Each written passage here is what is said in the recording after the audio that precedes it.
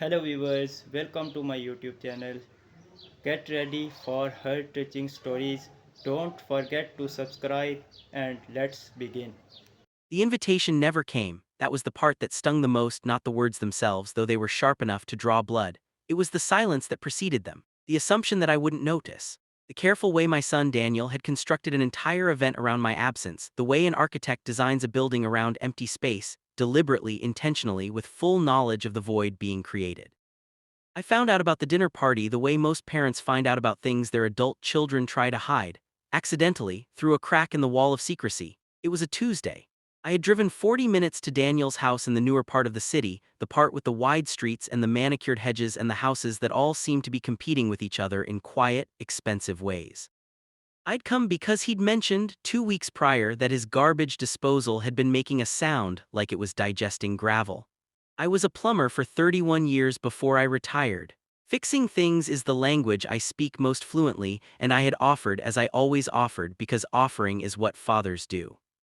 I let myself in with the spare key he'd given me years ago, a gesture I now wonder if he regretted, and found him in the kitchen on the phone, surrounded by catering brochures and printed guest lists. He didn't hear me come in. I stood in the hallway long enough to hear him say into the phone, "Yes, the guest list is finalized. Professionals only, doctors, lawyers, the Hendersons from the firm. It needs to feel curated." Curated, I cleared my throat.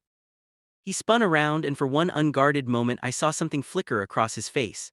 Not guilt exactly, something more complicated than guilt, a kind of impatient embarrassment, as though I were a stain on a white tablecloth that he'd hoped no one would notice. "Dad, I didn't know you were coming." "Garbage disposal," I said, holding up my toolbox. He wrapped up his call quickly. I went to work under the sink. He hovered somewhere behind me, and I could feel the shape of what he wanted to say pressing against the air in the room like a weather system moving in from the coast.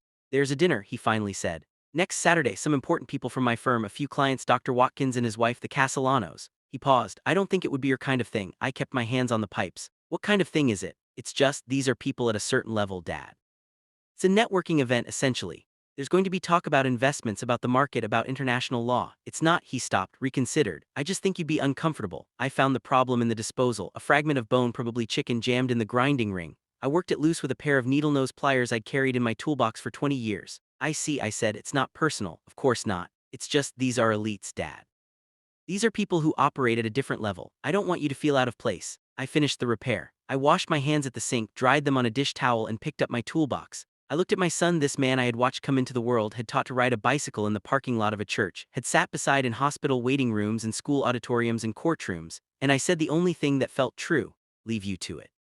I drove home through afternoon traffic that seemed to take longer than usual, the city spreading out in all directions with its indifferent sprawl. I thought about the word he had used: elites. I turned it over in my mind the way you turn over a stone to see what lives underneath it. I had come from nothing that the world considers impressive. My father was a machinist. My mother cleaned houses 3 days a week and raised 4 children on what was left over. I had gone to a trade school, not a university.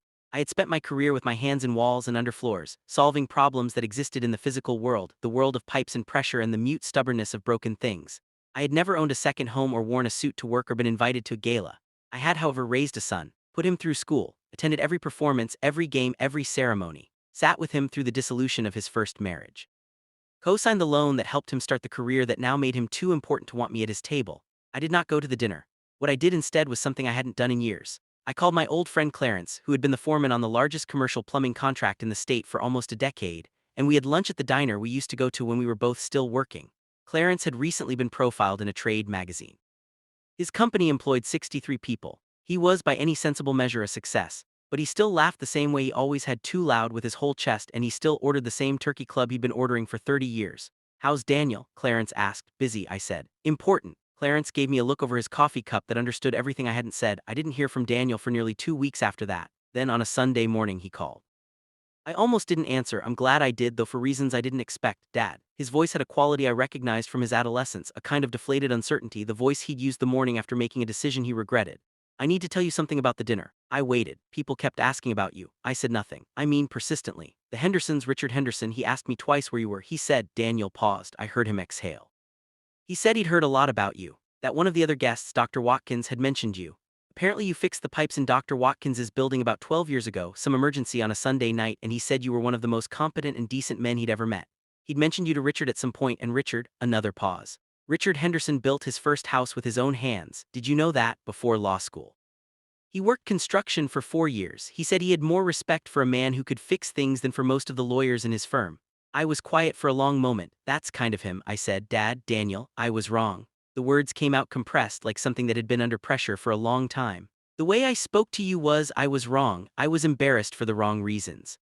I was trying to perform something for these people, trying to be the version of myself that belongs in the room with them, and he stopped. I uninvited my own father. I looked out my kitchen window at the backyard. The oak tree I'd planted the year Daniel was born was taller now than the house. It had taken 35 years to get there. Tell me about the dinner, I said. How was the food? He laughed briefly, unexpectedly. The caterer was very good, though the serving setup had a problem. One of the chafing dishes kept tilting. Mrs. Castellano's husband spent most of the evening trying to fix it with a cocktail napkin. Should have called me, he said quietly. I should have. We talked for almost an hour that Sunday morning. I told him about lunch with Clarence, about the diner, about the turkey club. He told me about his week, about the pressure he'd been feeling at work, about the way certain social performances had come to feel like survival mechanisms he'd picked up so gradually he'd stopped noticing he was using them. He talked about the first year after his divorce, the loneliness of the apartment he'd moved into, and how I had come over every Sunday for 4 months with groceries and had never once made him feel like he needed to explain himself. I forgot who you are, he said. I think I started measuring things the wrong way. You're not the first person to do that, I told him. You won't be the last. Following Saturday, he came to my house for dinner. He brought wine that I am certain cost more than my first set of tools.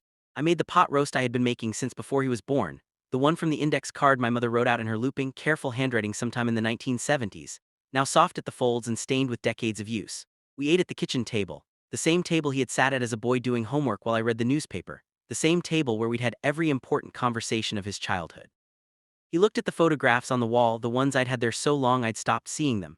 Him at 6 missing a front tooth on the shoulders of a man who was visibly delighted to be holding him. Him at 17 in his first real suit before a school dance. Him at 31 laughing at something outside the frame, completely unaware the picture was being taken. Look happy, he said about the last one. You were, I said. It was a good day. He was quiet for a moment. I've been thinking about what it means to be elite, he said. I think I had the definition wrong. I served myself more pot roast and waited. I think I thought it meant, I don't know, credentials, positions, the right address. He looked at his wine glass, but Richard Henderson told me something at the dinner that I keep thinking about. He said the most elite skill in the world is knowing how to solve a problem when it's in front of you and not walking away from it. He said he's worked with hundreds of lawyers who can't do that, who freeze or delegate or reframe until the problem disappears or until someone else handles it. He looked up at me. You never walked away from a problem in your life. I thought about 31 years of Sunday night emergencies, frozen pipes in January, flooded basements, the slow leak behind the wall that ruins everything before anyone notices. I thought about the way a problem announces itself, gurgling, dripping, hissing, and the particular satisfaction of finding it, numbing it, and making it stop.